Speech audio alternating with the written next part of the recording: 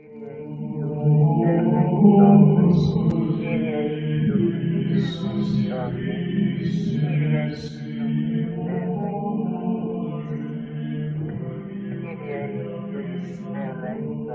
heavenly King, Comforter, Spirit of Truth, who art everywhere present and fillest all things, treasury of blessings and giver of life, come and dwell within us, cleanse us of all stain, and save our souls, O gracious one.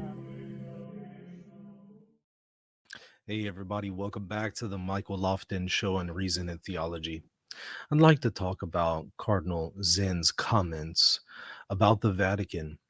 He is now suggesting that it may be guilty of heresy with its new document, Fiducia Supplicans. Well, I've had Cardinal Zen on the show before, so I was eager to see his perspective. And so I read this article and I thought this was worth addressing.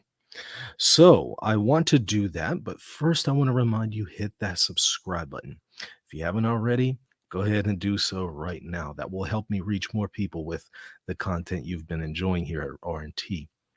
Okay, so Cardinal Zen is effectively saying that Cardinal Fernandez, should likely resign because he suggests he may have committed a heresy in this new document, Fiducia Supplicans. Let's take a look at this article by CNA that covers the situation. It says, Cardinal Zen said Pope Francis's recent declaration allowing the blessing of same-sex couples under certain conditions creates confusion, and suggested that its author, Cardinal Victor Manuel Fernandez, should resign or be dismissed. Okay, so one of the concerns here that Cardinal Zen is that the document creates confusion. Well, as you probably recall, I don't think Cardinal Zen was present for this since this was in 2005 and he was made cardinal in 2006. But at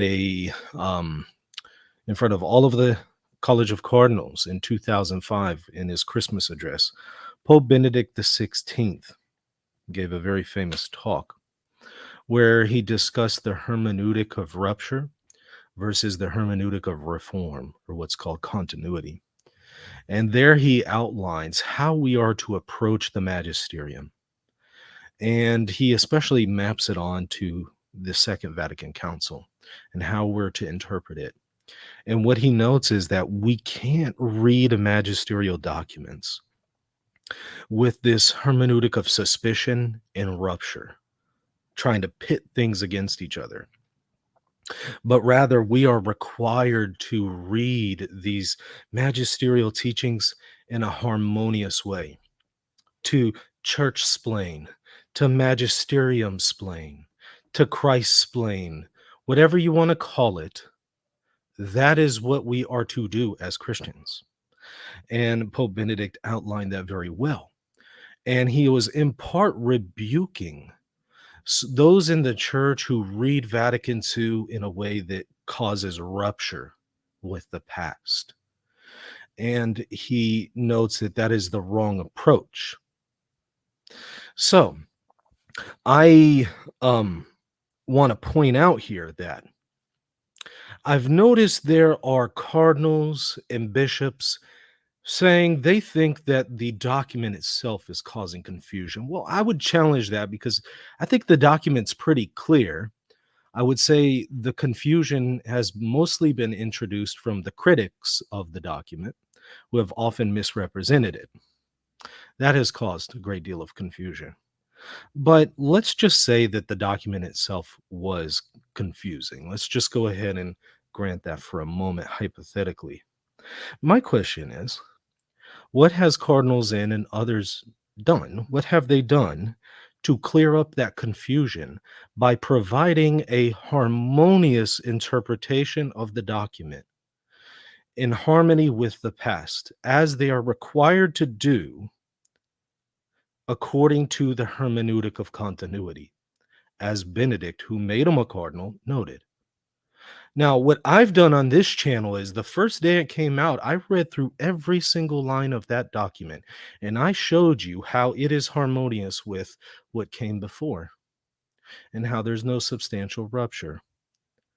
And I've also spent a number of videos continuing to do that because of the confusion that many critics have continued to cause. So I've put in a great deal of effort in attempting to clear up that confusion and do what one is required to do, and that is interpret this with the hermeneutic of continuity. If I interpret it with a hermeneutic of rupture, I am no different than those who broke away from the tradition of the church and started to dissent against Humanae Vitae, or those who broke away from the church and dissented against Vatican II. I'm no different from them at that point.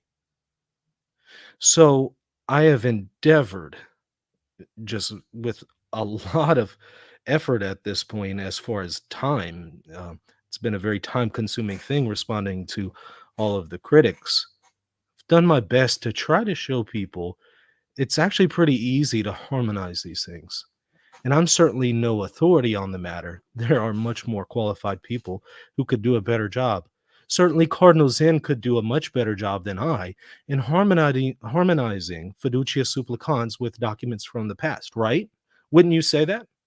Or would you think that I could do a better job than Cardinal Zen? Well, certainly you would say, well, Cardinal Zen can do a better job. Okay, why hasn't he? So there's complaints about it being confusing, but what have you done to address that confusion and clear things up by using the hermeneutic of continuity? That's my sincere and honest question for critics, especially in the clergy. With all due respect, what have you done to clear up the confusion? Well, let's continue though. It continues in a statement published January 23rd on his blog. Cardinal Zen said the Declaration Fiducia Supplicans contains numerous passages in need of clarification and leaves many questions unanswered, according to an unofficial translation. Well, I would contest that, but even if that were true, okay, well, the magisterium can always offer further clarifications. And it seems to me that the magisterium has. It seems to me that even the author of the document has made multiple attempts at this point to clarify things. Not that the document needed clarification, but clarification in light of the critics who twisted and distorted things. It seems to me the church has done that multiple times now. What still remains confusing? I don't know, but I'll simply say this. If we're having such a difficult time in understanding Fiducia Supplicans and harmonizing it with the past and what has previously come from the same dicastery or from the church in general, I honestly fear that you'll be lost in trying to understand Vatican II and reconciling it with the past. I honestly fear you'll be lost in trying to reconcile the New Testament with the Old Testament. Why are we having such a difficulty here? It's pretty easy, it's pretty simple. If we're having this much difficulty here, I really wonder how on earth can anybody ever stand a chance against an atheist critic? I suspect, however, that it's not an issue of we're just having such great difficulty in harmonizing these things. I suspect that's probably not the case. I suspect in a lot of cases we want rupture. That's the truth. You know why I think some people want rupture? To justify their dissent from other things that the church teaches in this current pontificate. They're dissatisfied with other things from this pontificate, and so they want something to criticize. If that's not it, are we really to believe that a cardinal of the church is incapable of harmonizing Fiducia Supplicans with the past? Am I really to believe that? I'm sorry, but I'm not buying that. I'm just not. And if that is the case, if Cardinal Zen or Bishop so-and-so or whoever is unable to harmonize Fiducia Supplicans with the past. I have a sincere question. Should they be a cardinal? Should they be a bishop? Should they be a clergyman? That's an honest question. So I'm not buying it. I don't think that the document's this confusing. I don't think that they're really just struggling to understand it. I think there's something else going on. Well, it continues. The 91-year-old Hong Kong Cardinal Emeritus highlighted in particular how the declaration appeared to him to condone sexual behavior in same-sex relationships by implying such a relationship has an intrinsic goodness and can mature and grow. Boy, that's a twisting of what it says. Wow. It's again as if I were to just go to the words of Jesus. Jesus says the Father is greater than he. Well, guess Jesus is a God, right? You wouldn't be impressed if I said that. And you aren't impressed when Muslims and atheists try to use that argument. Well, I guess I'm not really impressed with Cardinal Zen whenever he does this because it seems pretty comparable. I'll address that specifically here in a moment. But he says it seems to condone this sexual behavior in same-sex relationships. They are somehow tolerated, accepted, that they're condoned. Huh. Well, let's look at the actual document itself. Thought it was pretty clear. Paragraph 11. For this reason, since the church has always considered only those sexual relations that are lived out within marriage to be morally licit, the church does not have the power to confer its liturgical blessing when that would somehow offer a form of moral legitimacy to a union that presumes to be a marriage or to be an extramarital sexual practice. So it says a marriage, it's the only thing that's morally licit. And then previously in the same document, it defines a marriage as, note this, it is a matter of avoiding that something that is not marriage is being recognized as marriage. Therefore, rites and prayers that could create confusion between what constitutes marriage, which is the exclusive, stable, and indissoluble union between a man and a woman, naturally open to the generation of children, and what contradicts it are inadmissible. Inadmissible. So it defines what marriage is, only between a man and a woman, open to generation, and it pretty explicitly says any act outside of that is not morally licit. Now, I have to honestly ask, how does that leave room for the notion that same-sex acts or same-sex unions are good and morally licit? When the document is pretty clear, that's not the case. Moreover, I reject the assumption that's behind this critique, and that is, unless the church restates its position on something in the most recent magisterial document, then somehow everything it said in the past is null and void. That's absurd, right? Because if that were the standard, like unless you repeat it and every single new document is just now null and void, unless that, if that's really the standard, then the church will literally have to reproduce every single theological proposition in every single magisterial document every single time it ever speaks, which would be impossible to do. You obviously have to read these things with a hermeneutic of continuity, not rupture. You obviously, even if it didn't speak on the nature of homosexual acts, let's say it just didn't, which it does, but let's say it doesn't.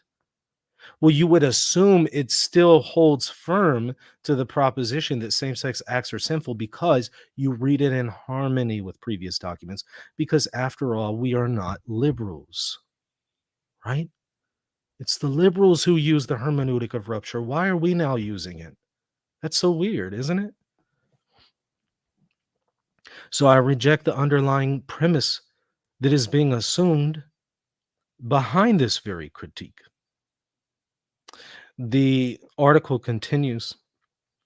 Noting how the declaration appears to be similar to Pope Francis's response to one of 5 dubia that the cardinal and 4 other cardinals sent last summer, in which they sought clarification on same-sex blessings. Zen said Fiducia Supplicans makes the claim that same-sex sexual love is similar to marital love. Wow. It's similar to marital love, even though the document explicitly notes that everything outside of sexual relations between one man and one woman open to procreation is morally illicit and is inadmissible. Even though it says that, we're going to pretend that somehow it makes the claim that same-sex sexual love is similar to marital love.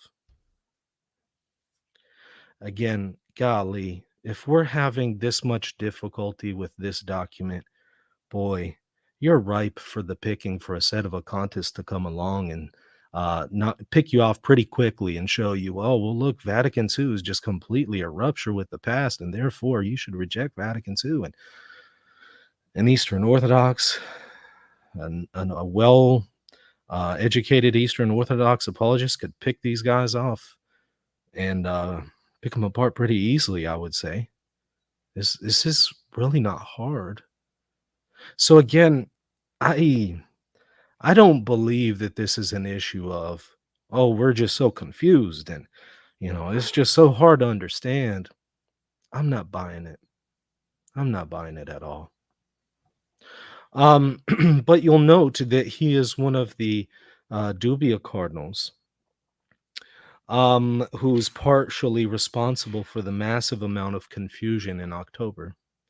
Because what happened in October? Well, these cardinals released their questions that they submitted to the Vatican and completely distorted and twisted what Pope Francis said in his response to them. And you'll notice they did it 2 days prior to the synod and attempted to derail the agenda of the synod. And you'll also note that they are the ones responsible for the whole fiasco in the news, even secular news, that then told us Pope Francis opens the door to blessing gay unions. You remember that? Mm-hmm. Yeah, you could thank the 5 cardinals for that. He was one of them. And he never came out and said, oh, no, I repudiate this whole fiasco, which I documented very well on this channel. Never came out and did that, which shows, okay. Looks like he, at the very least, tolerates it.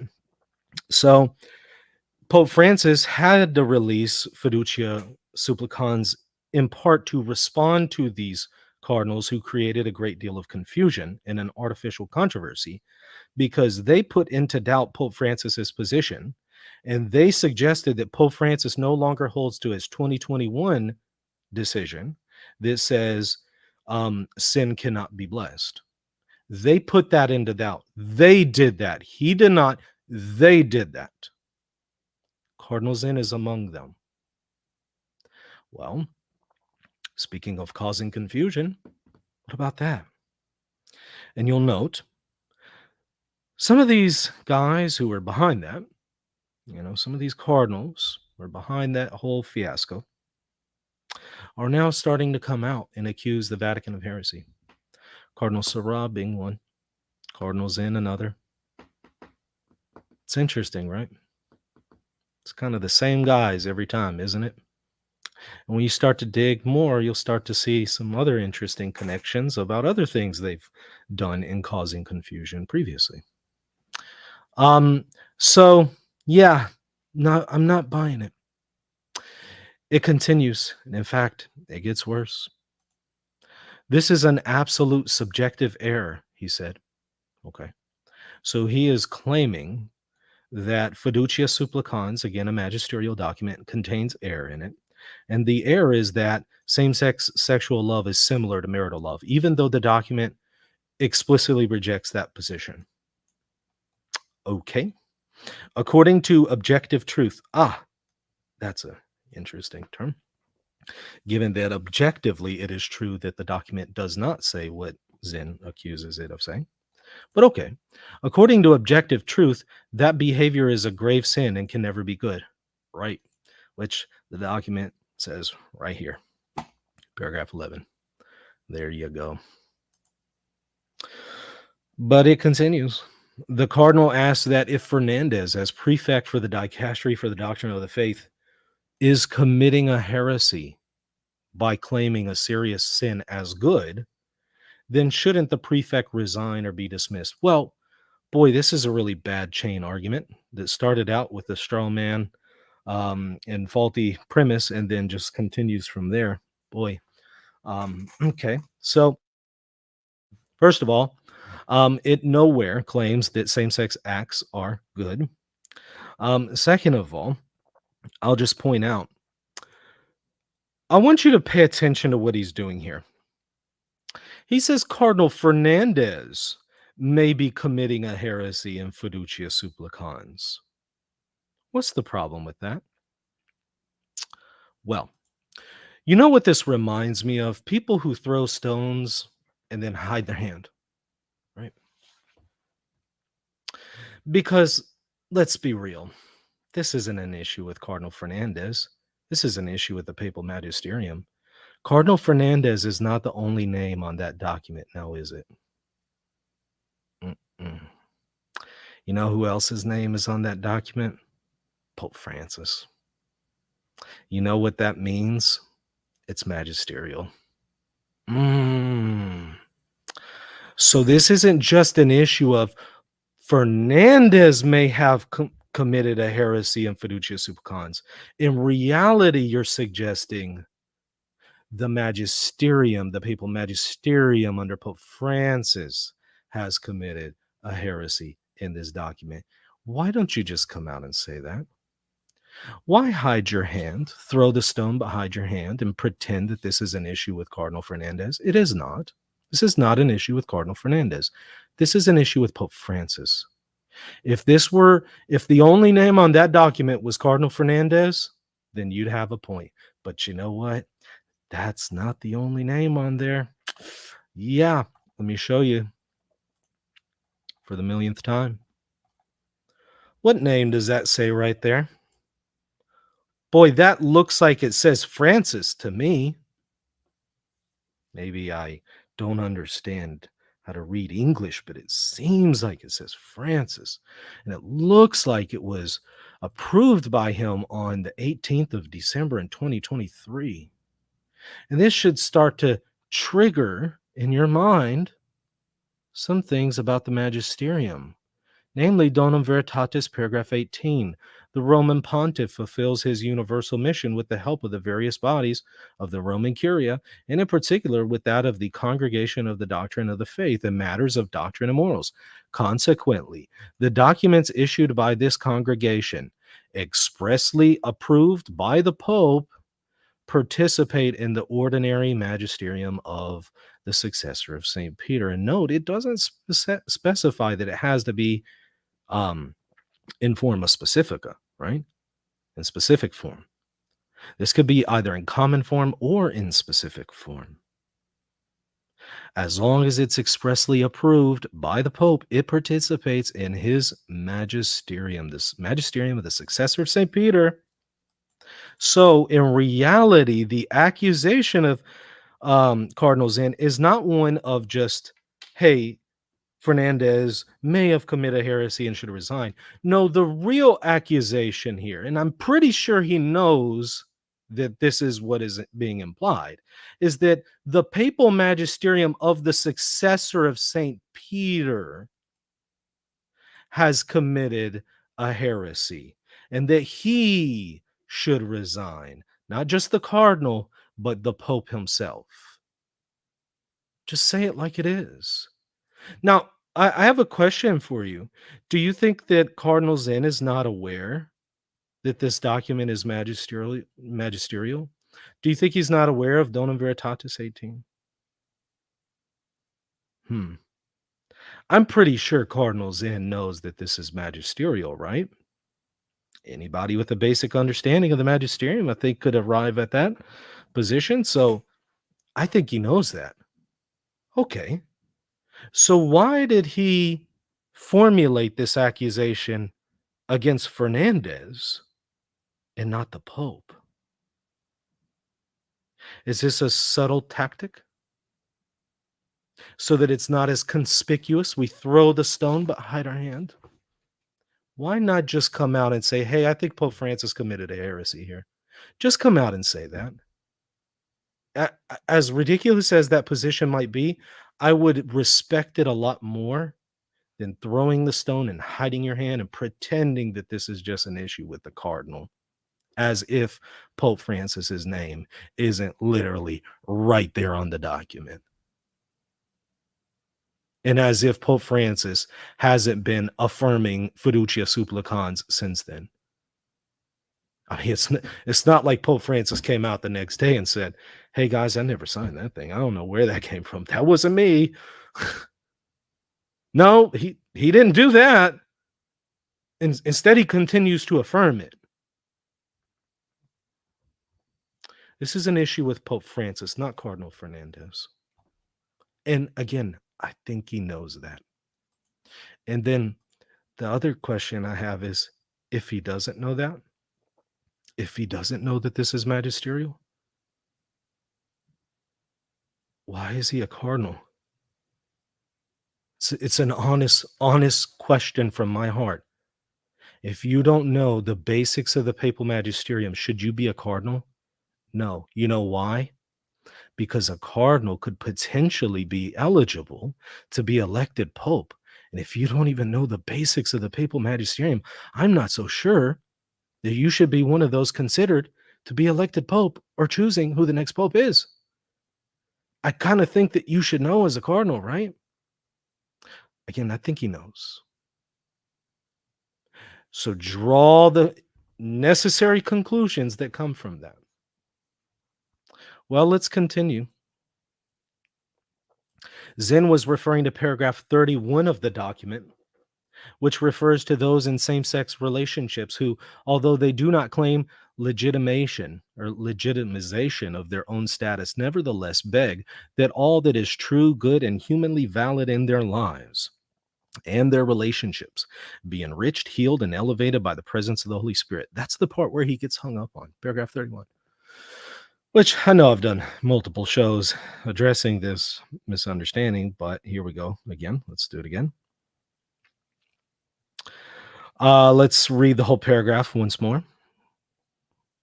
And again, I just have to ask the question, if a layman like myself can understand what paragraph 31 is saying, why can't a cardinal? Surely he has more capability and surely he has more resources than I have.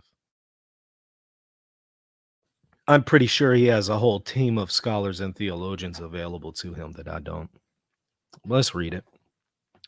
Within the horizon outlined here, appears the possibility of blessings for couples in irregular situations and for couples of the same sex, the form of which should not be fixed ritually by ecclesial authorities to avoid producing confusion with the blessing proper to the sacrament of marriage.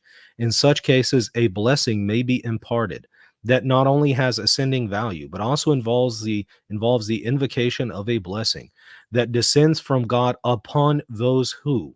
Now notice the pronoun used here, right? And notice the phrase here, upon those who, not upon a relationship, not upon a what, but upon those who. That's persons. That's two individuals, right?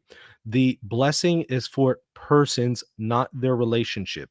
Again, reasserted by paragraph 5, which says the church does not have the power to impart blessings on unions of the persons of the same sex. That's reaffirmed there.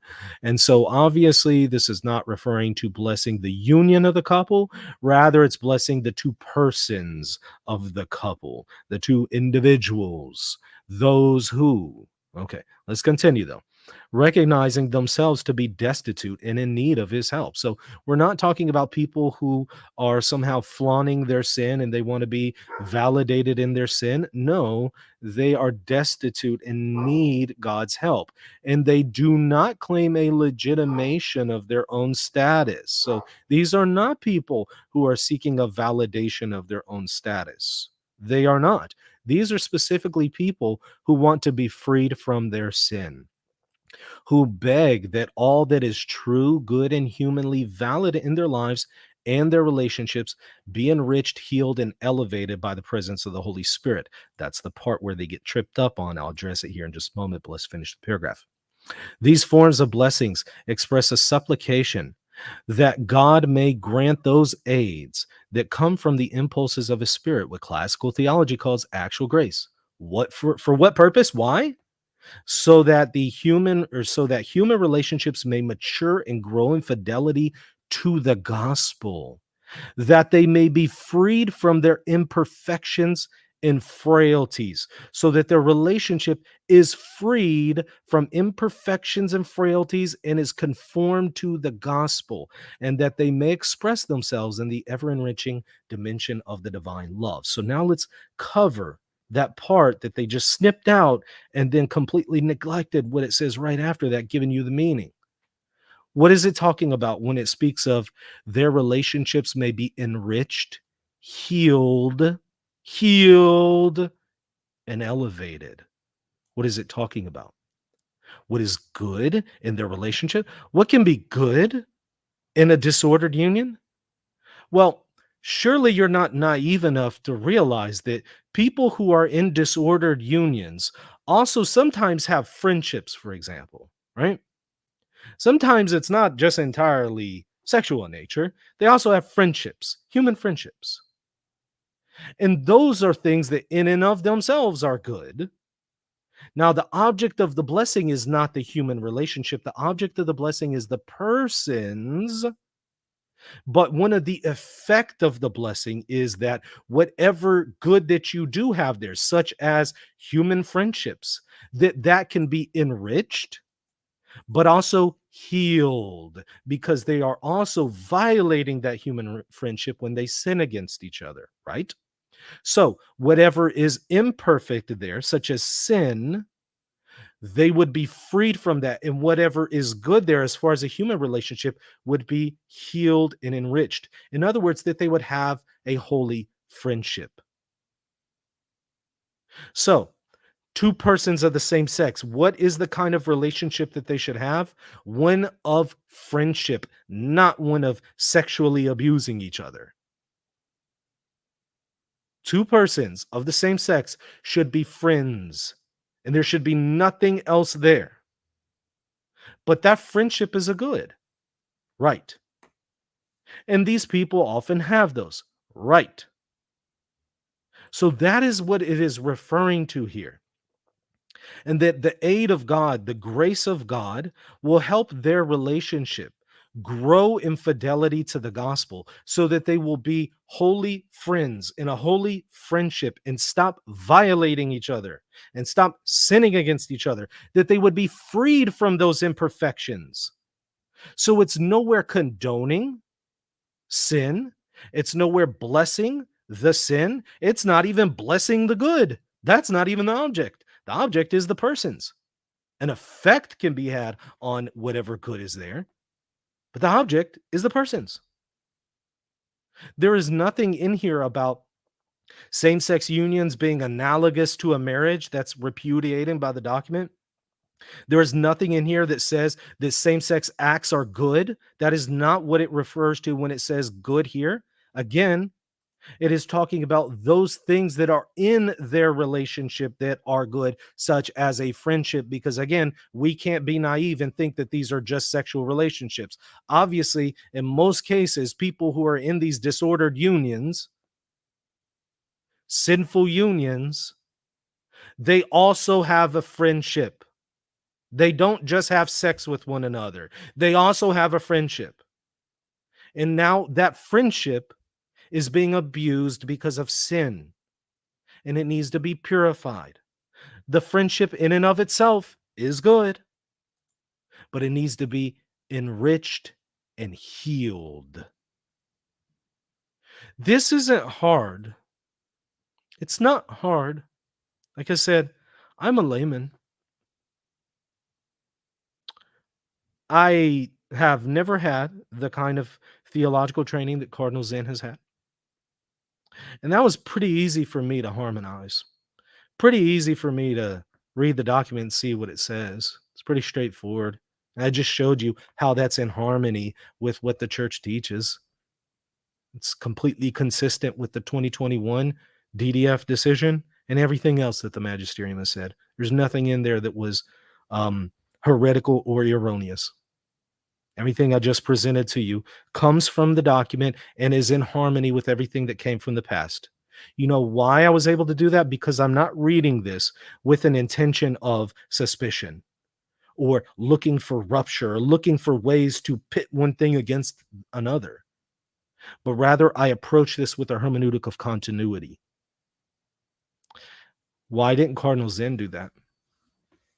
Why did you need me to come on YouTube and do this? Why didn't Cardinal Zen do that? Surely he was capable of it, right? Yes, he is. So the fact that he didn't do that, what does that mean? You figure it out. It continues. These forms of blessing, the paragraph continues, express a supplication that God may grant those aids that come from the impulse of his spirit, what classical theology calls actual grace. The paragraph I just read to you. It continues. Zen's statement adds another prominent voice to the widespread criticism Fiducia Supplicans has received from prelates and Episcopal conferences since its surprise release on December 18th. Again, I have to ask you, all of the critics,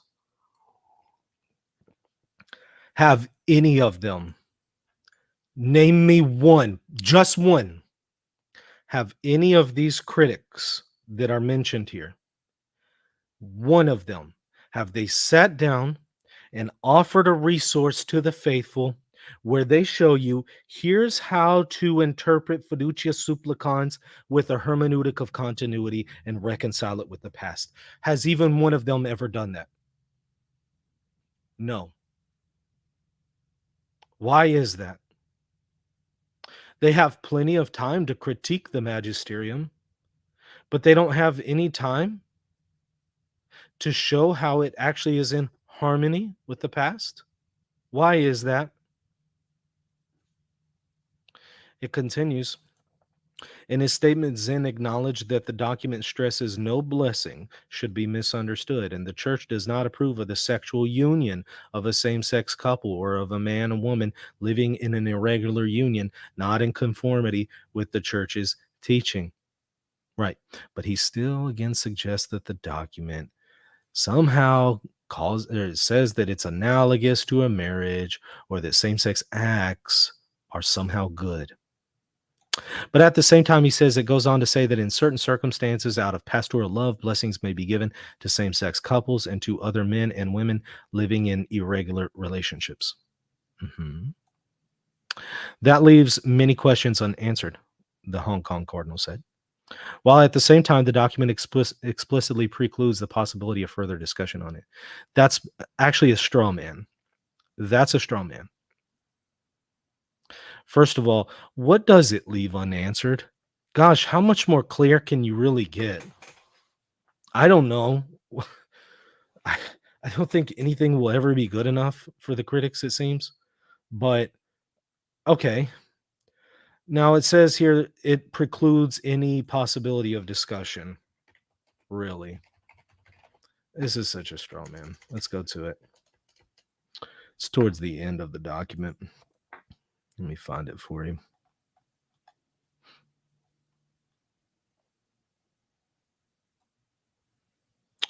Let's see where it is.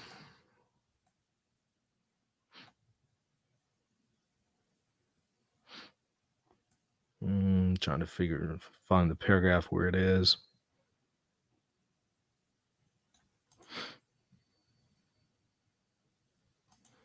Let's see.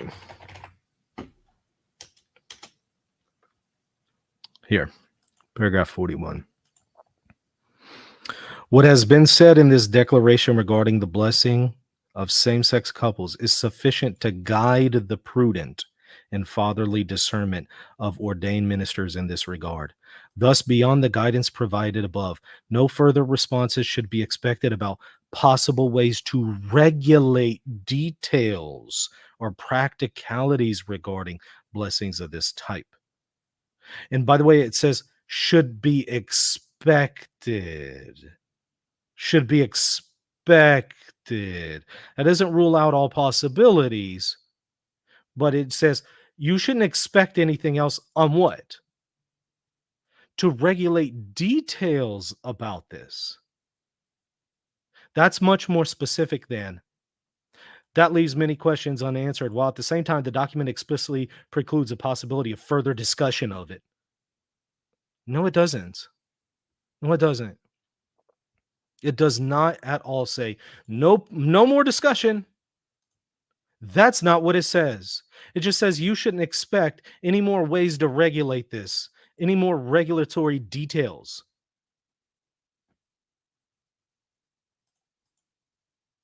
It's not hard.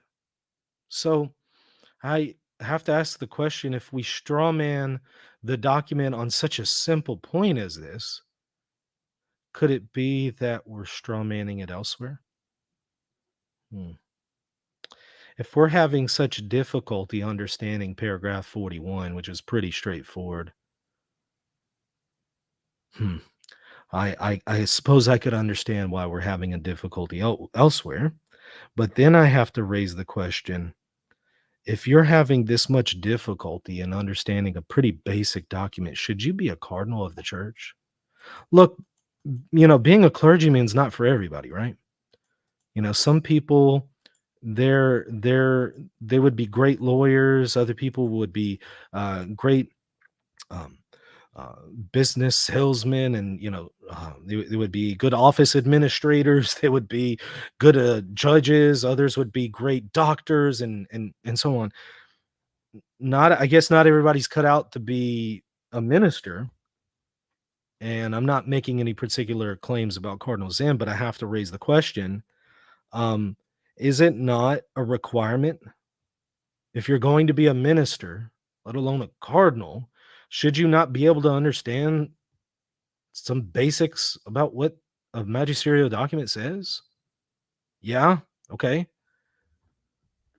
So why do we get this wrong? Why was this so hard?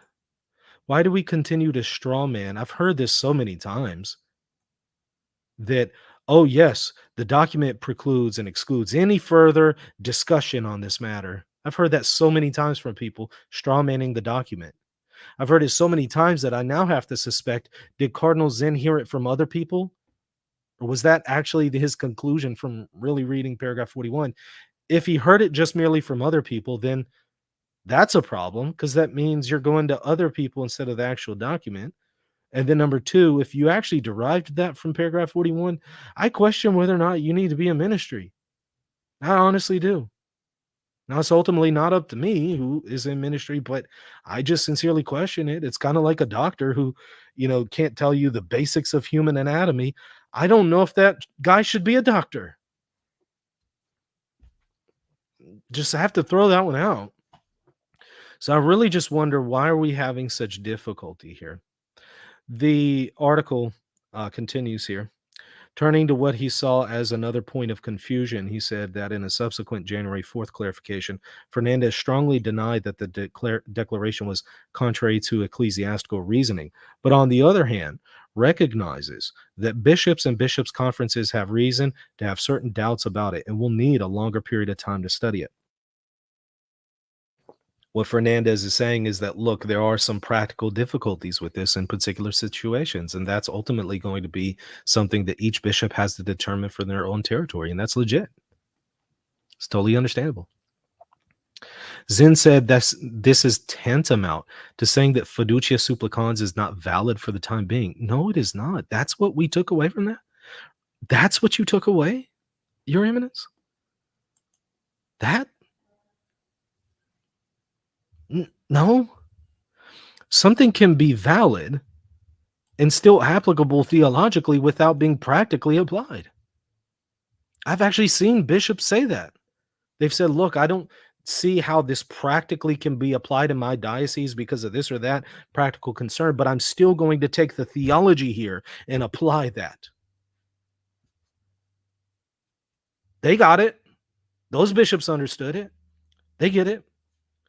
And so that's all Fernandez is saying, is that, look, there could be some practical considerations where this may not be able to be applied practically in a diocese, but you can still take the theology and digest that. And he actually said that. So he made that abundantly clear. So I don't know how Cardinal Zen is having this much difficulty in understanding what's being said. Why is this so hard? Could it be that it's not hard to understand? Could it be that we don't want to understand? Could it be that we want there to be something to complain about, something to criticize? Let's look at the rest of it. The cardinal then set about discussing what he sees as other serious specific problems with the declaration. He noted that the document says couples who ask for a blessing may also ask for God's grace to conform fully to his will, but he also observed that the declaration states the priest is not supposed to examine them to see if they have such an intention. How can a priest bless him or her if they are not sure they have such an intention, or if there is reason to suspect they do not have such an intention at all, the cardinal says?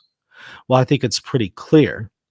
You don't have to go through a series of questions or anything. It's pretty clear circumstantially. If they come up to you, two guys in a tuxedo, you don't have to ask questions. You already know what their intention is, and that's excluded by the document. But if two people say, hey, can you come, and just pray for us? Okay. Yes, I'll pray for you. May God bless you and protect you and help you to turn away from sin so that you are united to his will and you stop sinning against each other. There's your prayer. There it is. Oddly enough, that's pretty similar to the one that Cardinal Fernandez suggested. He said it in a nicer way, but that's pretty much what he said. This isn't hard. Why is he getting so hung up here? Again, is it that we just don't want to understand? Let's flip the table. Let's turn it around. Let's say Cardinal Zen really wanted to implement Fiducia Supplicans, and he really just believed in it. Do you think that he would be able to come up with answers to these questions? Let's just assume he is just completely on board with the papal magisterium and he just wants to harmonize the magisterium and defend it. Do you think that he could come up with answers to these questions? I just did. I'm just a guy, right? I'm not a cardinal. So if I could do it and I just did it live and I could give you a lot more, surely he can do this as well. Might it be that we just don't want to do this? We don't want to read the document in harmony with the past. We rather want to read it with a hermeneutic of rupture. Sort of like your atheists and your Muslims do with the New Testament and the Old Testament. Another point he recalled, let me share my screen. Another point he recalled, that scripture says pastors are to protect the sheep, heal the wounded, and lead back the lost, but added that the declaration appears to say that individuals could attain a blessing as a couple and leave as a couple after the blessing. Doesn't that mean that they can, at least for the time being, continue to live in the wrong, sinful way? He asked. No, it never says that, hey, yeah, you're just completely welcome to continue to sin. No. And if the prayer is so that you would be freed from this sin, I'm quite certain that's the exact opposite of the priest telling them to continue to live in sin. Right? So if you're praying that they would be freed from all imperfections, as the document said, that's quite certain and quite clear. You're not telling them, hey, continue to sin against each other. If it goes on further, Zen noted that the declaration frequently stresses the need to avoid confusion, but the blessings encouraged by the declaration do in fact create confusion. No, not necessarily. not as outlined by the document. If you abuse or ignore the document, that will create confusion, but that's not a fault of the document. That's a fault of the person who is disregarding the document. But if you actually follow the document and you're praying that they would be freed from sin, that doesn't create confusion. That's actually pretty clear that you need to be freed from sin. Who's really creating the confusion?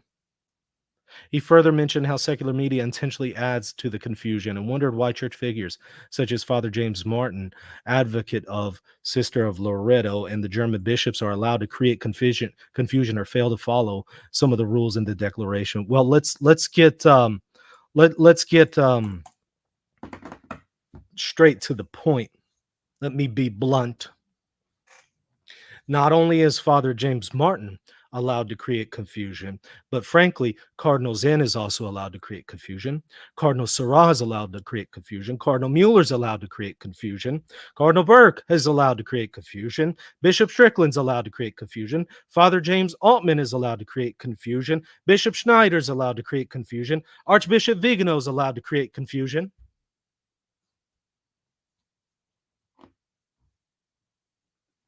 So if we're going to complain about people creating confusion on the left, okay, what about people on the right creating confusion? And frankly, it seems to me at this point that there's a whole lot more on the right creating confusion than people on the left. You can name your Father James Martins, but then you have a whole bunch of other names on the other end of the spectrum. And it seems like there's a whole lot more now on that end of the spectrum that are creating confusion at this point. It's kind of like you got Father James Martin on over here, then you got a whole bunch of these other guys over there. Both are creating confusion, I grant it. And I think both should be disciplined. Father James Martin should be disciplined. You know who else should be disciplined? Cardinals who create confusion, cardinals who bear false witness, bishops who create confusion, bishops who bear false witness, bishops and even archbishops that say the see is vacant. Maybe those should be disciplined. So let's be real here. Should he really use the confusion card? It is inconsistent with pastoral principles to create confusion on this important issue, he said. Wow. Sometimes we can see faults in others, but we don't see it in ourselves. The cardinal closed by saying that the matter of blessing same-sex couples and others in unions that contradict church teaching should be freely discussed at the upcoming synodal assembly in October in order to reach conclusions on the issue. Golly, I thought that we were going to avoid derailing the synod by bringing this topic up, but here we go. Now Cardinal Zen wants to bring it right back into the synod. Fiducia Supplicans is a preemptive declaration, the cardinal said, which showed grave contempt for the office of the bishops, the successors of the apostles, the brothers of the Pope. So again, it's not just Cardinal Fernandez showing grave contempt for the office of the bishops. It's rather Pope Francis doing so. And, you know, Cardinal Zen, I think, should just come out and say, hey, that's what I'm saying. It's not really an issue with Fernandez. I'm not just calling for his resignation. I'm calling for the other guy's name on the document. You know, the Pope. You know, the thing that actually made it magisterial. I'm calling for that. And I'm accusing that of suggesting heresy. Well, I needless to say, wrapping it up here, I was not impressed by this. I thought that, wow, this was a very lazy attempt to read the document. Surely Cardinal Zen can do better than this. Surely he can read it in a harmonious way, as he is obligated to do. Surely this kind of public dissent should not be expressed per donum veritatis anyway. Surely he knows that this is also in violation with the very profession that he put forward as a cardinal. Don't know why these guys are tolerated by Pope Francis. You know, I don't get it. I don't understand it. But for some reason, he has been incredibly merciful and patient to them while they continue to cause confusion in the church. And I would just simply ask, if you are one of those people who feel like the document is causing confusion, okay. Now my question to you is, what are you doing to clear that up by showing how to read the document in harmony with the past? And somebody might at this point say, oh, well, I don't think that it is in harmony. Bingo, there you go. You're now operating with the hermeneutic of rupture by your own admission now. Thank you for now admitting it. You're now no different than the German liberals. You're now no different than the Humanae Vitae rejectors. This is why I said there's a lot of parallels between Humanae Vitae and Fiducia Supplicans. If you think that it can't be harmonized, that's the problem. You're operating with a hermeneutic that is from modernism. It is not from Catholicism. It is not Catholic. It is not traditional. That's your problem. And so hopefully now calling attention to it a little bit more vividly and explicitly here, we can start to correct that. And so if you're concerned with all the confusion, fine, put in the work necessary to clear up that confusion and show that this is in continuity with the past. And if you're unwilling to do that, okay, but you know what? Do not criticize the liberals when they also introduce rupture, and do not criticize the Sedevacantists and the SSPX and others who also say that Vatican II is a rupture with the past. Don't criticize them, because you're no different now, because you operate with the same hermeneutic as they do. That's going to do it, y'all. Hit the like button and the subscribe button. And of course, check me out, patreon.com/reason and theology if you want to support me. For years, Catholics have been made to feel humiliated and ashamed for defending the Pope and the teachings of the Church. This shaming comes not only from non-Catholics, but even from fellow Catholics who mock the Pope and fight against the Church's teachings. Are you sick of being made to feel embarrassed for standing with the Church? I stand with you. For several years, I've been producing content showing why we can be confident in clinging to the Catholic magisterium. If you stand for restoring support for the Church, help me continue this mission of producing apologetic content that defends the magisterium by becoming a supporter on Patreon. The link is below, patreon.com/reason and theology. Christus vincit. Have you ever noticed that certain Catholic teachings are classified differently? For example, some are called dogmas and others are called doctrines. And then a denial of one of these teachings might be called heretical, while a denial of another might just be called an error. In reality, there are many classifications to various teachings that may be found in the Catholic Church. In my course, The Theological Notes, I offer a crash course on this system that will prepare you to identify a teaching's classification more easily.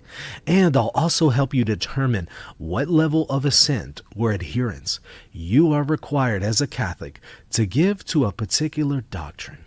So, if you would like to take this course, visit reason.podia.com.